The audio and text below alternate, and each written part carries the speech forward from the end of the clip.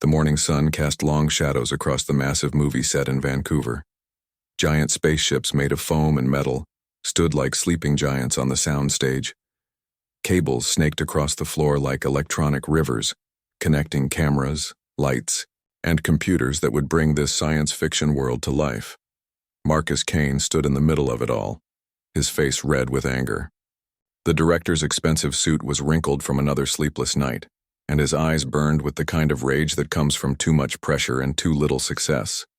This movie was supposed to be his comeback, his chance to prove he still had what it took to make blockbuster films. Instead, everything was falling apart. "Cut! Cut! This is garbage!" Marcus screamed at the actors on the green screen stage. The lead actor, a young man named Jake Powell, stopped mid-sentence and looked confused. "What's wrong now, Marcus?" "What's wrong? Everything is wrong.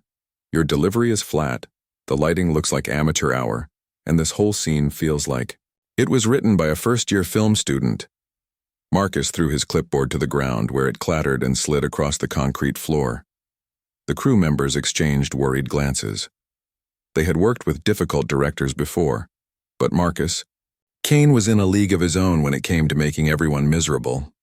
Sound technicians adjusted their headphones and tried to look busy. Camera operators suddenly found their equipment very interesting to examine. Nobody wanted to be the next target of Marcus's anger. Jake Powell pulled off his costume helmet and walked toward Marcus. "Look, I've been doing this scene exactly how you asked me to do it yesterday. If you want something different, just tell me what you want. What I want is a real actor, not some pretty boy who got this job because his agent plays golf with the studio head." Marcus's voice echoed through the cavernous soundstage. "Maybe I should have cast someone who actually understands what acting means." Jake's face went pale. He had worked hard to get this role, and everyone knew it. But arguing with Marcus Kane was like arguing with a hurricane. Jake took a deep breath and walked off the set without another word. "Where are you going?" Marcus shouted after him. "We're not done here." "I need some air," Jake called back, not stopping to look at the director. Marcus turned to face the crew, his anger looking for a new target. "Does anyone else want to walk out on me today? Because if you do, there's the door." He pointed toward the exit with a shaking finger. That was when Henry Washington appeared at the edge of the set, pushing his janitor's cart quietly across the floor. Henry was 68 years old with gray hair and kind eyes behind wire-rimmed glasses. He wore a simple blue uniform with his name tag pinned to his chest. In his weathered hands, he held a mop that had seen better days. Henry had been working as a janitor on movie sets for the past 15 years. He knew how to stay invisible, how to clean up messes without getting in anyone's way. He understood that his job was to make sure the creative people could focus on their work without worrying about the details. Most of the time, people barely noticed he was there. But today was different.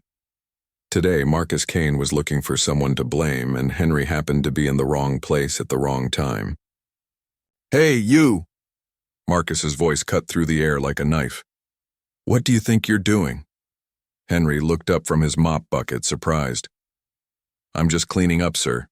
There was some spilled coffee near the craft services table." "I don't care about your coffee. Can't you see we're trying to work here? This is a professional movie set, not some office building where you can just wander around whenever you feel like it." Henry stood still, holding his mop. He had dealt with rude people before, but something about Marcus's tone made him feel uneasy. "I'm sorry, sir. I'll come back later when you're finished with this scene." "No, you won't come back later. You'll learn to do your job properly right now." Marcus walked over to Henry, his face getting redder with each step. "Do you have any idea how much money is being spent here every minute? Do you understand that every second you waste costs this production thousands of dollars?" The entire crew had stopped working now. Camera operators, sound technicians, lighting specialists, and costume designers all watched in uncomfortable silence as their director screamed at an elderly janitor who was just trying to do his job. "I understand, sir," Henry said quietly. "I'll be more careful about when I clean." "More careful? You think this is about being more careful?" Marcus's voice rose to a near shriek. "This is about respect. This is about understanding that some people here are important and some people are just taking up space." Henry's grip tightened on his mop handle, but his voice remained calm. I'm just trying to keep the set clean for everyone. Clean? You want to know what needs cleaning? This whole production needs cleaning. Starting with people who don't belong here. Marcus pointed his finger directly at Henry's face. Look at you. You must be what, 70 years old? Why are you still pushing a mop around? Don't you have a family to take care of you? Or did they get tired of dealing with someone who can't do anything useful? A few crew members gasped at the cruelty of Marcus's words. This wasn't just professional frustration anymore. This was personal and mean. Henry's face showed no anger, only sadness. I'm 68, sir, and I work because I choose to work. Choose to work? Nobody chooses to be a janitor at your age. You're here because you failed at everything else in life. Marcus was now close enough to Henry that he could smell the old man's aftershave. You're probably too stupid to retire, too useless to find real work, and too pathetic to admit that nobody needs you. The soundstage fell completely silent except for the hum of electrical equipment. Even the air conditioning seemed to pause, as if the building itself was holding its breath. In the corner of the set, sitting quietly in a director's chair with his name written on the back, actor Keanu Reeves watched the entire scene unfold. He had been reading through his script, preparing for his scenes that afternoon. But now his script lay forgotten in his lap as he watched Marcus Kane destroy an old man's dignity in front of 50 people. Keanu's jaw tightened as he listened to every cruel word. His hands gripped the arms of his chair, and something in his eyes changed from casual interest to focused attention. Henry Washington nodded slowly at Marcus, picked up his mop bucket, and began to wheel his cart away from the set. He moved with the quiet dignity of someone who had faced worse things in life than an angry movie director. But as Henry walked away, Keanu Reeves stood up from his chair and began to follow him. Keanu Reeves followed Henry Washington down the long hallway that led away from the main soundstage.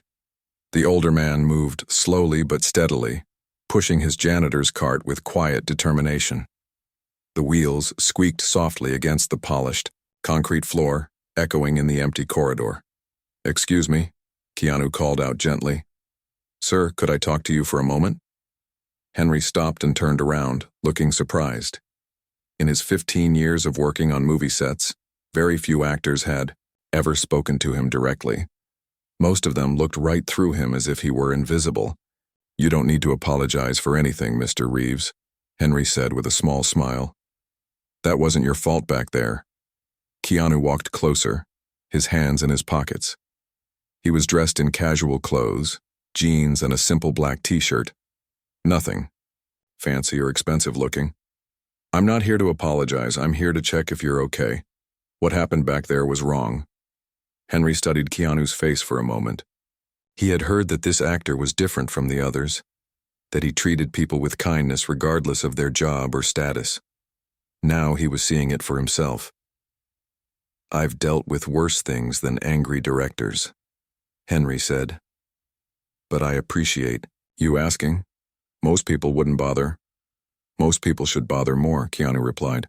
Can I ask you something? How long have you been working on movie sets? About 15 years now, Henry answered, leaning against his cart. Started right here in Vancouver, actually. Worked on all kinds of films. Action movies, comedies, dramas, science fiction. Each one is different, but the job stays the same. Keep things clean, stay out of the way, help where I can. Keanu nodded thoughtfully. And before that? What did you do before cleaning movie sets? Something flickered across Henry's face so quick that most people would have missed it. But Keanu was good at reading people, and he caught the brief shadow of sadness in the older man's eyes. Different kind of work, Henry said simply. Nothing as interesting as making movies. They talked for a few more minutes about small things. The weather in Vancouver, how the movie business had changed over the years, the best places to get coffee near the studio. Henry was intelligent and well-spoken, with the kind of wisdom that comes from living through many experiences. But whenever Keanu tried to ask about his past, Henry would change the subject or give vague answers. I should let you get back to your work, Henry finally said. And you probably have scenes to film today. I do, but they're not as important as this conversation. Keanu replied. Henry, if you ever need anything or if anyone gives you trouble like that again, please let me know. Nobody deserves to be treated the way Marcus treated you. Henry's eyes showed genuine surprise. You really mean that, don't you? I absolutely mean it. After Henry left to continue his work, Keanu went back to his trailer but couldn't focus on his script. The scene on the soundstage kept playing in his mind. There was something about Henry Washington that didn't add up. The man was clearly intelligent, well-educated, and spoke with the precision of someone who had dealt with complex problems before. So why was he working as a janitor at 68 years old? That evening, after filming was done for the day, Keanu made some phone calls. He had friends in many different industries, people who owed him favors or simply respected his genuine nature. His first call was to Linda Murphy, a talent agent who had been in Hollywood for 30 years. Linda, I need a favor. Can you look up someone for me? A janitor named Henry Washington.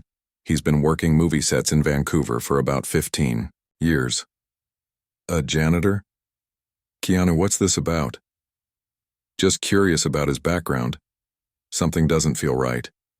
Linda promised to make some calls and get back to him. An hour later, his phone rang. Keanu, I asked around, and it's weird. Nobody knows much about this Henry Washington guy before he started janitorial work. It's like he appeared out of nowhere 15 years ago. What do you mean, appeared out of nowhere? I mean, no work history, no references from previous employers, nothing. The cleaning company hired him because he was willing to work for less money than anyone else, and he showed up on time every day. But his background is a complete mystery. The next call Keanu made was to his friend Peter Collins, a journalist, who specialized in aerospace and technology stories. Peter, I need you to research someone for me. The name is Henry Washington, probably in his late 60s now. I think he might have worked in aerospace or engineering maybe 15 or 20 years ago. Henry Washington? That name sounds familiar. Give me a few hours. Those few hours turned into a very long night for Keanu. He couldn't sleep, couldn't stop thinking about the dignified way Henry had handled Marcus's abuse. Something important was hidden in that old man's past, and Keanu was determined to find out what it was. At 3 a.m, his phone buzzed with a text message from Peter.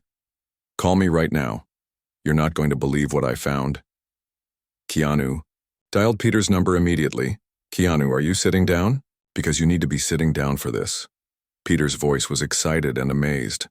Dr. Henry Washington, former NASA engineer, lead designer on Project Stellar Gate, which developed humanity's first successful faster-than-light drive system. Keanu felt his heart skip a beat. What did you just say? The Henry Washington you're asking about isn't just some random guy. He's one of the most important scientists of the last 50 years. His work made space travel beyond our solar system possible. Every human colony ship, every deep space exploration vessel, every commercial transport that travels between star systems uses technology that he invented. Are you absolutely sure about this? I've got his NASA personnel file right here. Dr. Henry Washington, age 68, born in Detroit, Michigan. Graduated from MIT with degrees in aerospace engineering and theoretical physics. Worked for NASA for 35 years. Led the team that solved the energy containment problems in FTL drive cores. His innovations in navigation systems and life support technology saved thousands of lives in the early days of space colonization. Keanu stared at his phone, unable to speak. But here's the strange part, Peter continued. 15 years ago, he just vanished.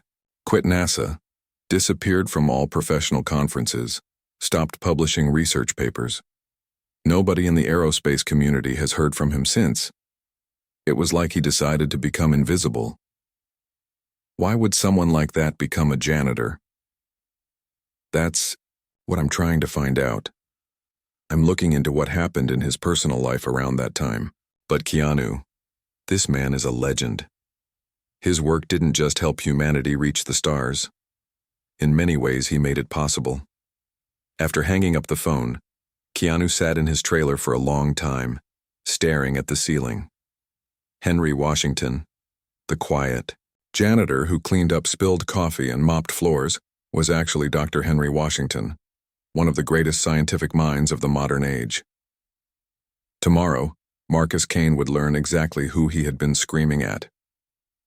The next morning arrived gray and cloudy, with rain tapping against the windows of the soundstage. Marcus Kane stood near the craft services table, drinking his fourth cup of coffee and complaining loudly to anyone who would listen. The studio, executives had called another meeting for later that day, and everyone knew what that meant. When executives started having extra meetings, someone was about to lose their job. "This whole production is cursed," Marcus muttered to his assistant, director, a nervous young woman named Amy. First, the lead actor walks out, then the weather delays our outdoor shots, and now the studio wants to talk about budget overruns. Amy nodded and tried to look sympathetic, but she was really thinking about updating her resume. Working for Marcus, Kane was like being trapped in a hurricane that never ended. Henry Washington appeared at the far end of the soundstage, pushing his cart as quietly as always. He had arrived early to clean up from yesterday's filming, and he moved carefully around the expensive equipment. His uniform was pressed and clean, his gray hair combed neatly, and his name tag polished until it shone. Marcus spotted Henry immediately, and yesterday's anger flared up again. "Oh great, here comes our favorite maintenance man. Hey, old-timer, try not to knock over any cameras today?" Several crew members looked up from their work, uncomfortable expressions on their faces. After yesterday's scene, nobody wanted to watch Marcus abuse Henry again, but nobody was willing to stand up to the director either. Jobs in Hollywood were hard to find, and Marcus Kane still had enough power to destroy careers. Henry didn't respond to Marcus's comment. He simply continued cleaning, wiping down tables and emptying trash cans with the same quiet dignity he had shown the day before. That was when the soundstage doors opened and 3 people in expensive suits walked in. Robert Chen, the head of studio operations, led the group. Behind him walked 2 other executives, a man and a woman that most of the crew recognized as the people who made final decisions about which movies got made and which ones got canceled. "Marcus, we need to talk," Robert said, his voice serious and professional. Marcus immediately switched from angry to charming, the way directors do when money people show up. "Robert, great to see you. How are the wife and kids? Did you get a chance to look at the dailies from yesterday? I think you're going to love what we're capturing here." "Actually, we need to discuss some concerns about the production schedule and budget," Robert replied. He gestured toward his companions. "This is Patricia Williams from the legal department and David Foster from accounting. We have some questions about cost overruns and delays." As the executives talked with Marcus, more crew members gathered around to listen. Everyone knew that these conversations usually determined the fate of the entire production. If the studio executives weren't happy, the movie could be shut down within hours. Henry continued working nearby, organizing cleaning supplies and trying to stay invisible. He had seen plenty of these business meetings over the years, and he knew they rarely ended well for anyone. Marcus was in the middle of explaining why the delays weren't his fault, when he noticed Henry cleaning a table just a few feet away from the group. The director's face turned red with embarrassment and anger. "Are you serious right now?" Marcus exploded, pointing at Henry. "We're having an important business meeting, and this guy decides it's the perfect time to clean tables? This is exactly the kind of unprofessional behavior that's been plaguing this production." Robert Chen looked confused. "Marcus, he's just doing his job. The cleaning staff has to work around filming schedules." His job? His job is to stay out of the way when important people are talking. Marcus marched over to Henry, his voice getting louder with each word. "Did I not make myself clear yesterday? Do you have some kind of hearing problem that prevents you from understanding simple instructions?" Henry stopped cleaning and looked up at Marcus with tired eyes. "I'm sorry, sir. I'll move to another area." "You'll move to another building. Better yet, you'll move to another job." Marcus turned to face the executives, gesturing wildly at Henry. "This is what I'm dealing with every day. Incompetent people who can't follow basic directions. People who are too old and too stupid to understand that this is a professional workplace." The executives watched uncomfortably as Marcus continued his attack on Henry. Patricia Williams from legal looked especially disturbed by the director's behavior. "Look at him," Marcus continued. "He's probably 70 years old, pushing a mop around like some kind of zombie. What kind of life is that? What kind of person chooses to spend their golden years cleaning up other people's messes? I'll tell you what kind. The kind of person who never accomplished anything meaningful in their entire life. That was when Keanu Reeves stepped forward, from where he had been standing near the camera equipment. He had been watching the scene unfold with growing anger, and now he couldn't stay silent any longer. "Marcus," Keanu said quietly, but his voice carried across the entire soundstage. "Do you know who you're talking to?" Marcus spun around to face Keanu, his face still red with anger. "What are you talking about?"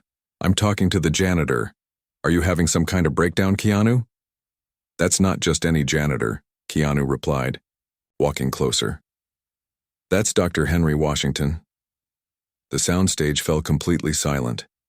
Even the electrical equipment seemed to hum more quietly. Robert Chen's eyebrows went up. "Did you say Dr. Henry Washington?" "I did," Keanu confirmed, never taking his eyes off Marcus. "Dr. Henry Washington, former NASA engineer, the man who designed the faster-than-light drive systems that power every human starship in the galaxy," Marcus laughed, but it sounded forced and nervous. "That's ridiculous. He's a janitor. Look at him." "He's the scientist who made it possible for humans to travel between star systems," Keanu continued. "Every colony ship that carries families to new worlds, every exploration vessel that maps unknown regions of space, every commercial transport that moves goods and people across the galaxy, they all use technology that Dr. Washington invented." Patricia. Williams stepped forward, her eyes wide with recognition. Dr. Henry Washington? The Dr. Washington who led Project Stellar Gate? Who solved the energy containment problems in FTL drive cores? Henry stood very still, holding his cleaning cloth in his weathered hands. He looked like a man who had been hoping this moment would never come. David Foster from accounting was staring at Henry with amazement. "My God, you're really him, aren't you? The navigation systems, the life support innovations, the quantum field stabilizers. That was all your work." "The man you've been screaming at," Keanu said to Marcus, "probably saved more human lives than any other person in history. His innovations in life support technology keep millions of people alive in space colonies. His navigation systems guide ships safely through hyperspace. His drive designs made humanity's expansion to the stars possible." Marcus's face had gone from red to pale white. He looked back and forth between Keanu and Henry, his mouth opening and closing without making any sound. Robert Chen walked over to Henry with something approaching reverence. "Dr. Washington, is this true? Are you really the Henry Washington who worked on the Stellar Gate project?" Henry nodded slowly. "I was, yes. A long time ago. But why?" Robert's voice trailed off as he tried to understand. "Why are you working as a janitor?" Henry looked around at all the faces staring at him. Crew members, executives, actors, and technicians who had suddenly realized they were in the presence of one of humanity's greatest heroes. "Because," Henry said quietly, "sometimes the most important thing a person can do is honest work, no matter what they used to be." Marcus Kane stood frozen in the middle of the soundstage, finally understanding the magnitude of what he had done. News traveled fast in Hollywood, and by lunchtime everyone in the film industry knew about Dr. Henry Washington. The story spread from the soundstage to the studio offices, then to talent agencies, production companies, and movie sets across Los Angeles and Vancouver. Social media exploded with posts about the legendary scientist who had been working as a janitor for 15 years. Henry tried to continue his normal routine, but it became impossible. Every few minutes, someone new would approach him with wide eyes and respectful voices. Camera operators who had ignored him for months suddenly wanted to shake his hand. Makeup artists brought him coffee and asked about his work at NASA. Even the catering staff treated him like royalty. "Dr. Washington, could I get a picture with you?" asked Jenny, a young lighting technician. "My dad is an engineer, and he's going to flip when he sees this. He's been talking about your FTL drive design since I was a kid." Henry posed politely for the photo, but he looked uncomfortable with all the attention. He had spent 15 years being invisible, and suddenly being the center of everyone's focus felt overwhelming. Marcus Kane, meanwhile, had locked himself in his trailer and refused to come out. His assistant Amy knocked on the door every hour, but Marcus wouldn't answer. Through the thin walls, crew members could hear him making frantic phone calls to his agent, his lawyer, and anyone else who might be able to help save his career. But the damage was already done. Video clips of Marcus screaming at Henry had somehow found their way onto the internet. Within hours, millions of people were watching the footage of a famous director verbally abusing one of humanity's greatest heroes. The comment sections were brutal. "This is disgusting. How can someone treat an elderly person like that? Marcus Caine should never work in Hollywood again. Dr. Washington is a legend. This director is trash." By evening, 3 major studios had already announced they were canceling projects with Marcus Caine. His talent agency dropped him as a client. The union representing directors issued a statement condemning his behavior. Entertainment news shows played the clips over and over, with experts explaining exactly how important Dr. Washington's work had been to human space exploration. Keanu found Henry in the parking lot behind the studio, sitting on a bench and looking up at the cloudy sky. The older man seemed tired and sad, nothing like someone who should be celebrating his newfound fame. "Mind if I sit down?" Keanu asked. "Of course not," Henry replied, "though you might want to be careful. Apparently I'm famous now and you might get mobbed by reporters if they see us together." Keanu sat down beside him.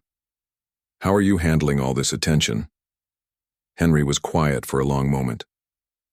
"I spent 15 years trying to forget who I used to be. Today, everyone wants to remind me. Why did you want to forget? Your work changed everything for humanity. You should be proud of what you accomplished. I was proud once." Henry's voice was soft and distant. "I believed we were building something beautiful, ships that would carry families to new worlds, technology that would keep people safe in the darkness of space. I thought we were writing the next chapter of human history. You did write the next chapter. There are millions of people living on colony worlds because of your work, and there are people who died because of it too." Henry's hands clenched together in his lap. "My wife, Margaret, and my daughter, Lisa. They were on the transport ship Aurora when it had a catastrophic life support failure 15 years ago. The same life support systems I designed." Keanu felt his heart sink. Now he understood why Dr. Henry Washington had disappeared from the scientific community. "The investigation showed it wasn't a design flaw," Henry continued. "The transport company had cut costs by using cheaper materials than what my specifications called for. They saved money, and 43 people died, including my family." "Henry, that wasn't your fault, wasn't it? I designed those systems. I wrote the specifications. I should have made them foolproof. I should have anticipated that someone would try to cut corners." Henry looked at Keanu with eyes full of old pain. "After the funeral, I couldn't go back to my lab. I couldn't work on technology that companies would just make cheaper and more dangerous, so I walked away and became a janitor. I became someone who does simple, honest work. When I clean a floor, it stays clean. When I empty a trash can, it stays empty. There's no one who can take my work and twist it into something that hurts people." They sat in comfortable silence for a while, watching the evening clouds drift across the sky. "The irony is," Henry said eventually, "I'm probably happier now than I was as a famous scientist. Dr. Washington had to worry about government contracts and corporate politics and conference presentations. Henry the janitor just has to show up on time and do good work. But now everyone knows who you are again. Yes, and I'm not sure how I feel about that." Henry stood up and stretched his back. "Though I have to admit, seeing Marcus Caine's face when you told everyone who I was, that was worth a little embarrassment." Keanu laughed. He looked like he'd seen a ghost. He looked like a man who just realized he'd been screaming at his hero, Henry corrected. "Marcus Caine might be a difficult person, but he's still a fan of science fiction. Deep down, he probably grew up dreaming about the stars, just like everyone else." "Are you actually defending him after what he did to you?" "I'm not defending his behavior. What he did was wrong and cruel. But I understand anger and pain. I've been carrying both of those things for 15 years. Maybe this will teach him to be more careful with other people's feelings." Over the next few days, Marcus. Kane finally emerged from his trailer.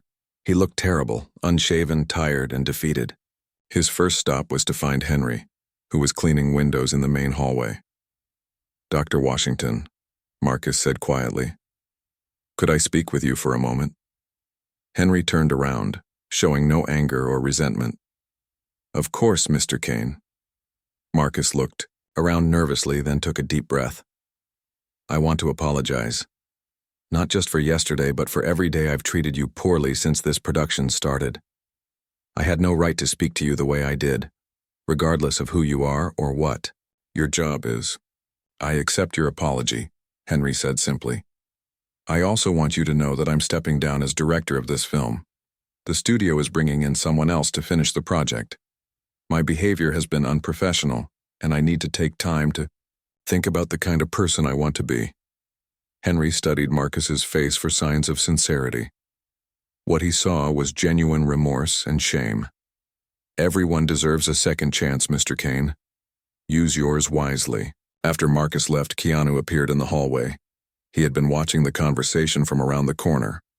"That was very gracious of you," Keanu said. "He's lost everything because of how he treated me.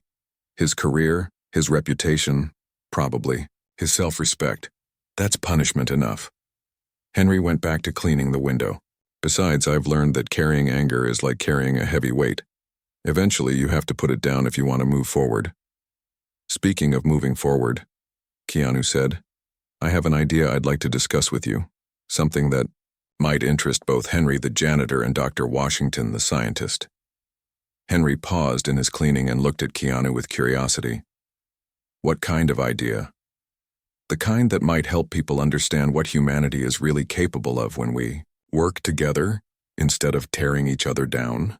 2 weeks later, Keanu and Henry sat in a small coffee shop near the studio. The morning rush had ended and they had the place mostly to themselves. Henry still wore his janitor's uniform, though now everyone in the coffee shop recognized him and treated him like a celebrity. The barista had given them free drinks and asked for an autograph. "I've been thinking about your idea," Henry said, stirring sugar into his coffee. "Making a movie about the real story of space exploration. But I'm not sure I'm the right person to help with something like that." Keanu leaned forward across the small table. "You're exactly the right person, that's the whole point. For too long, Hollywood has been making movies about space that focus on wars and explosions and aliens trying to destroy Earth.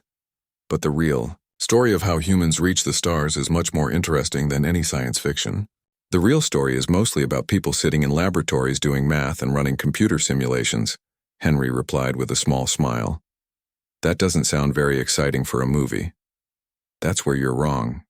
The real story is about thousands of brilliant people working together to solve impossible problems.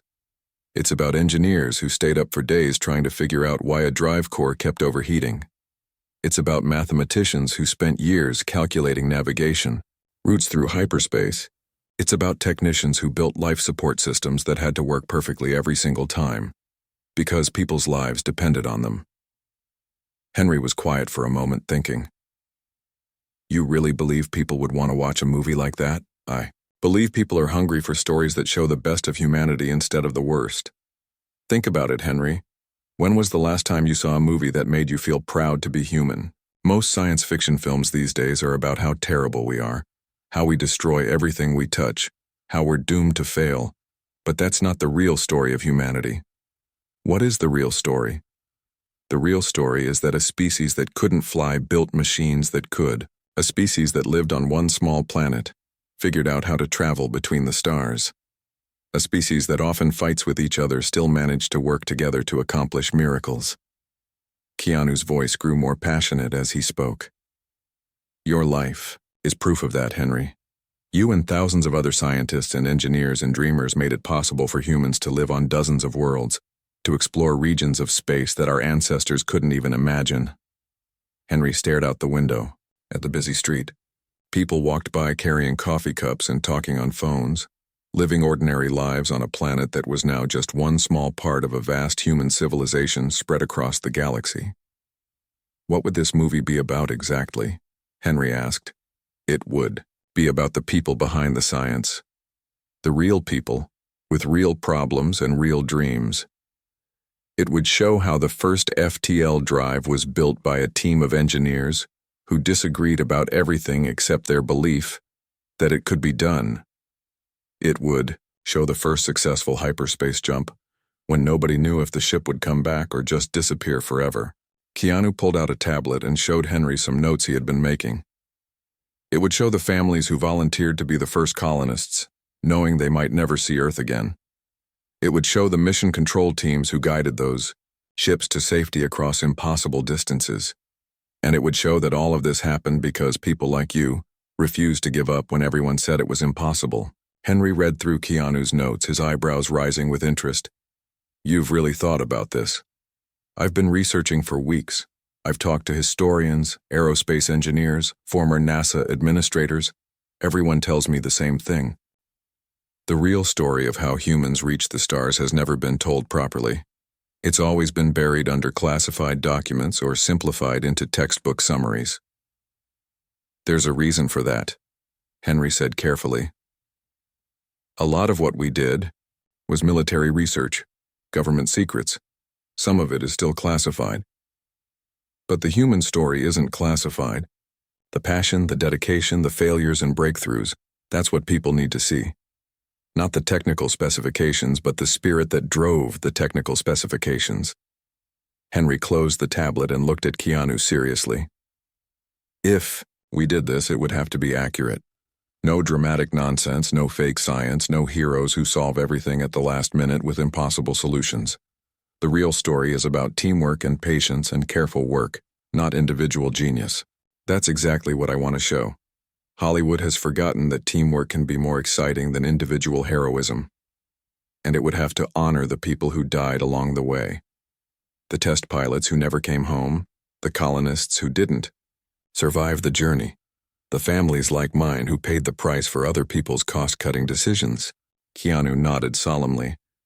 The movie would be a memorial to them too.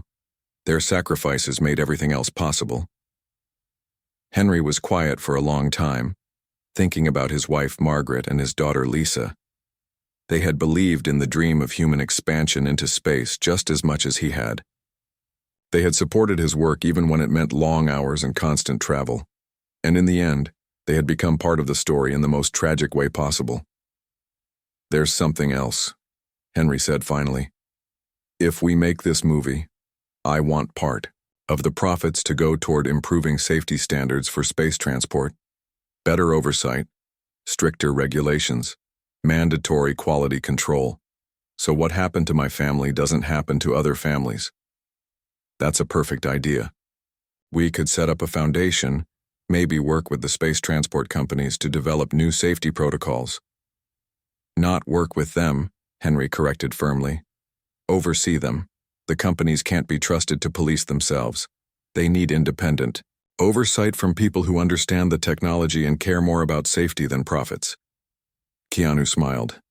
Now you're starting to sound like the Dr. Washington who changed the world. Maybe that's not such a bad thing. Henry looked at his reflection in the coffee shop window, seeing both the scientist he used to be and the janitor he had become. Maybe it's time for Henry Washington to stop hiding from who he used to be. Over the next month, Keanu and Henry worked together to develop their movie idea. They met with studio executives who were amazed to have the real Dr. Washington consulting on a space exploration film. They interviewed retired NASA engineers, former astronauts, and current space transport workers. They visited research facilities and spaceports, gathering stories and technical details. The project grew from a simple movie idea into something much larger. News organizations started reporting on their work. Science museums asked Henry to give lectures about the early days of space exploration. Engineering schools invited him to speak to students about the importance of safety and ethics in technology development. You know what's funny? Henry said to Keanu as they walked through a space transport facility, watching technicians maintain the massive FTL drive cores. For 15 years, I tried to forget that I was Dr. Washington. Now I'm starting to remember why I loved being Dr. Washington in the first place. What made you love it? Henry gestured toward the busy facility around them. This. Watching human ingenuity at work. Seeing people solve problems that seemed impossible. Knowing that somewhere out there families are living on distant worlds because a bunch of engineers and scientists refused to accept that faster-than-light travel couldn't be done. And now you get to tell that story to the world. We get to tell that story, Henry corrected. This movie isn't about me, Keanu. It's about all of us. Everyone who ever looked up at the stars and decided that humans belonged out there too. 2 years later, the lights dimmed in theaters across Earth and dozens of colony worlds as stellar pioneers began to play. The movie that Keanu and Henry had created together was unlike any science fiction film that had come before it. Instead of space battles and alien invasions, it showed the real story of how humans had reached the stars through determination, cooperation, and brilliant problem-solving. In the opening scene, a young engineer named Maria worked late in her laboratory, trying to solve an energy containment problem that had stumped scientists for months. The camera showed her scribbling equations on a whiteboard, running computer simulations, and finally having the breakthrough moment when she realized the solution required thinking about the problem in a completely different way. The scene was based on Henry's own memories of his early work at NASA. The movie followed the stories of dozens of real people who had contributed to humanity's expansion into space. There was Dr. James Kim, who designed the first successful hyperspace navigation system by studying the way birds migrated across vast distances. There was engineer Rosa Martinez, who created life support systems that could keep people alive for years during long journeys to distant worlds. There was pilot Sarah Johnson, who volunteered for the first test flight of an FTL drive knowing she might never come back. But the heart of the movie was the story of teamwork. It showed how thousands of people from different countries, different backgrounds, and different areas of expertise had worked together to solve problems that no single person could have solved alone. Scientists shared their discoveries with engineers. Engineers worked with technicians to build prototypes.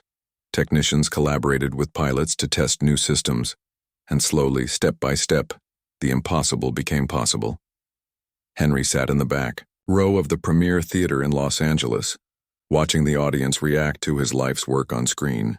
When the movie showed the first successful FTL jump, with Mission Control celebrating as the test ship returned safely from its journey to another star system, people in the theater actually cheered.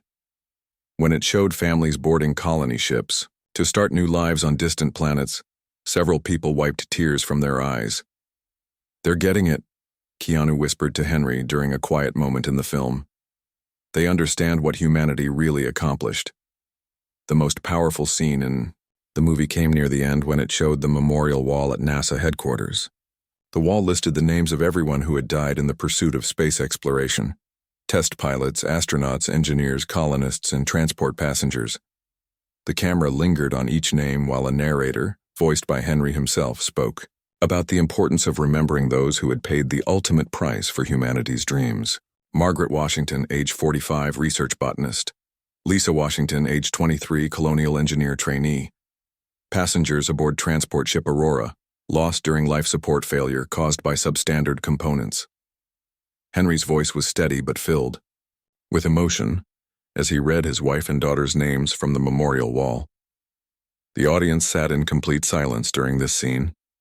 Even people who had never heard of Dr. Henry Washington before watching the movie understood that they were hearing from someone who had lost everything and still chose to believe in humanity's potential.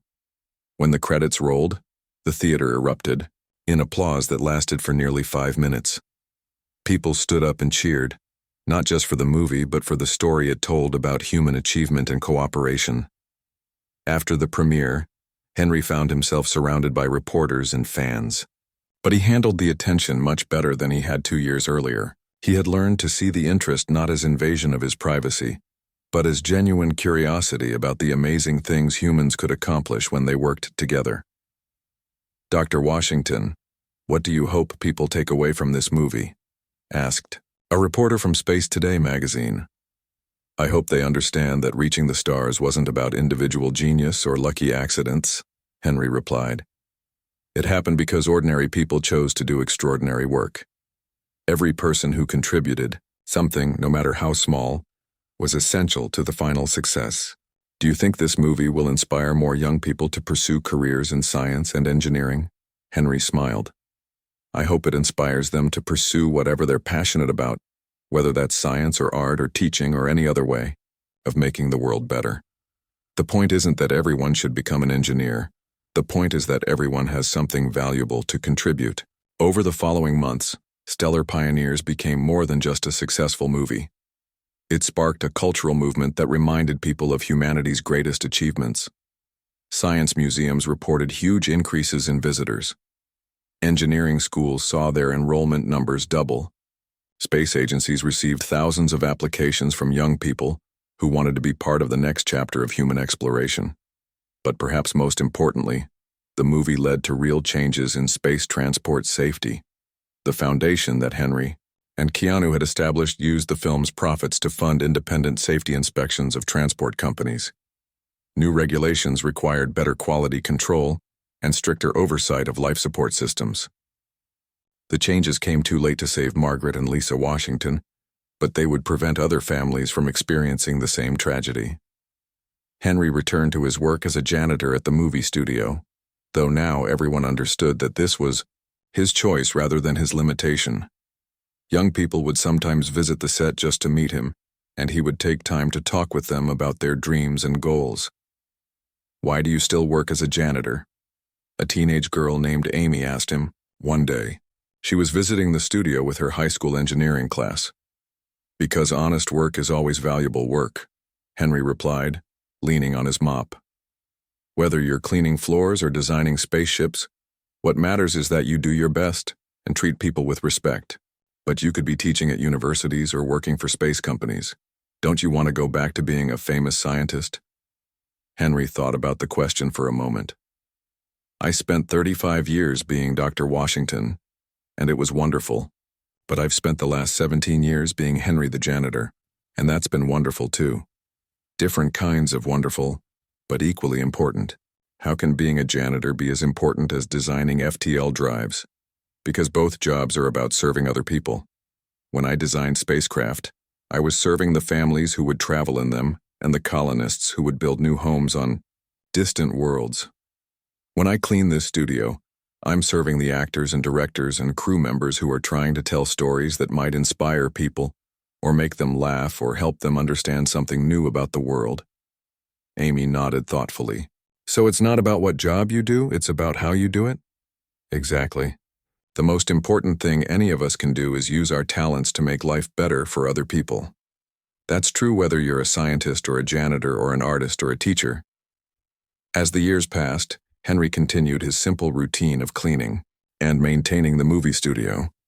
But now his work was recognized for what it had always been. One more example of how human dignity and purpose could be found in any honest effort to serve others.